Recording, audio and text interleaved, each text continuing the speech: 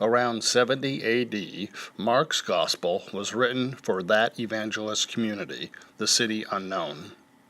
It is not an account of past events. Biblical scholars have recognized for a long time that the four anonymous evangelists wrote to meet needs of their respective Christian communities. The Gospels are not historical accounts of Jesus. Consider what the heavenly voice says at the baptism of Jesus in the synoptic accounts. God the Father did not literally speak from the heavens. Mark gives the earliest surviving account.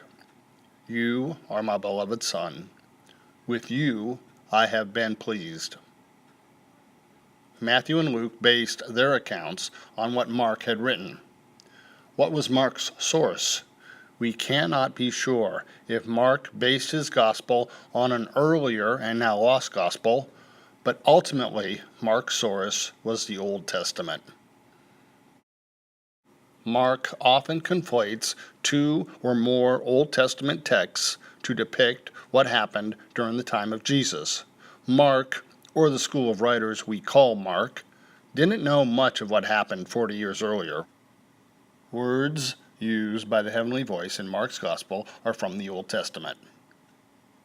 The declaration, "You are my son," is from Psalm chapter 2, verse 7. The original text uses second person, and Mark retains the second person. "In you I have been pleased" is from Isaiah chapter 42, verse 1, though that source uses third person.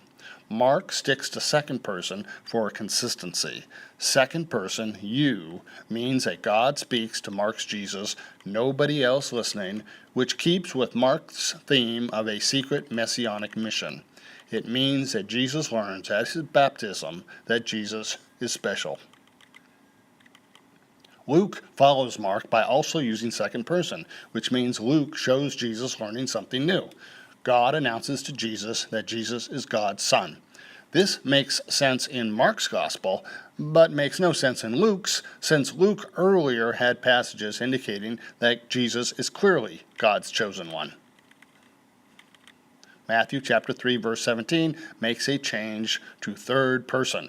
A voice from heaven said, "This is my Son, whom I love. With him I am well pleased." Matthew has a crowd listening to the heavenly voice declare Jesus to be God's Son. Matthew implies that Jesus does not need to hear this proclamation. Jesus already knows it. But God wants the crowd to know it.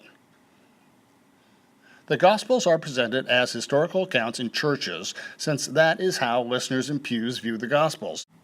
Preachers don't wish to make waves or shake faith by speaking of the Gospels in more sophisticated ways. A chasm exists between biblical scholarship and pulpits, between what is said among modern biblical scholars and what is preached in sermons to the faithful on Sundays.